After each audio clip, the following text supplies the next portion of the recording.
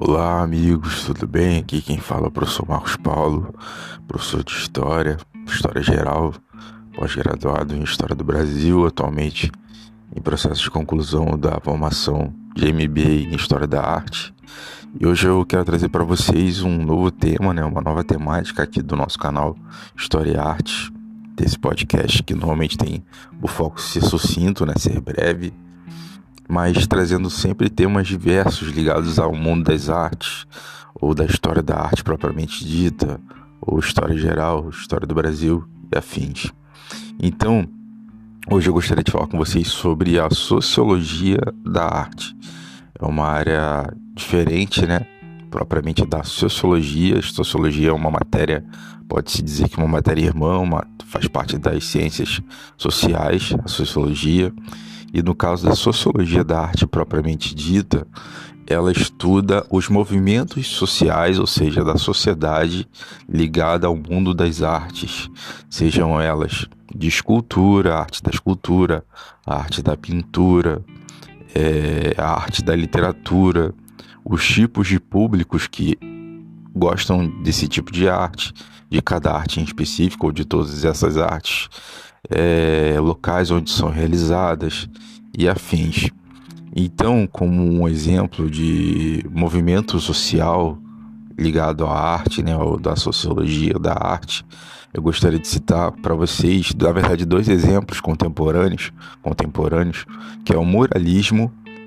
O muralismo, que no caso é um tipo de arte que surgiu no início do século XX, por volta dos anos de 1920, por Diego Rivera. Diego Rivera foi um artista mexicano que foi até esposo de Frida Kahlo, que foi uma pintora muito famosa também no México.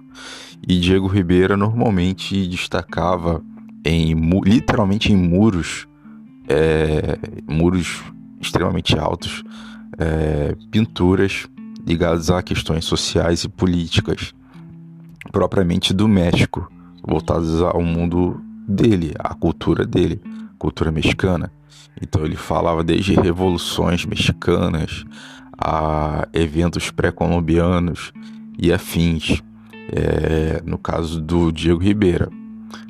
E atualmente, mais recentemente, por volta da década de 1970 e até os dias de hoje, temos o grafite, que também é um tipo de arte social com temáticas similares ao do Diego Rivera do início do século passado, do início do século XX.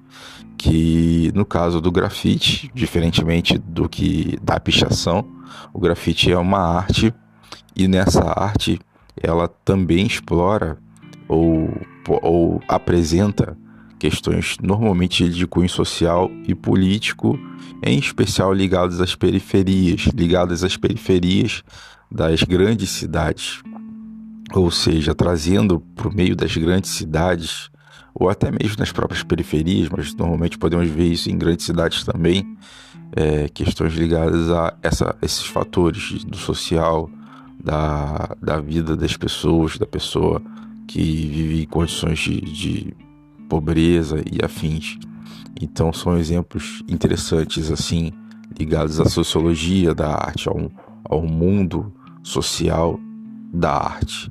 Então esse são exemplos que eu deixo para vocês desse breve podcast falando sobre mais um mundo que temos dentro da história da arte, e que é a sociologia da arte, e dando esses dois exemplos para vocês, que é o muralismo do início do século XX, onde o precursor foi o Diego Rivera, e mais recentemente, ainda do século XX para o século XXI, atualmente, com situações similares, temáticas similares, o grafite, a arte do grafite, e ambos que têm esse foco sociológico, falando para públicos, talvez posso dizer que diferentes, mas com o mesmo cunho, ou seja, falando do social, do estilo de vida, da política, como a sociedade se desenvolve e como as pessoas conseguem observar isso ao retratar,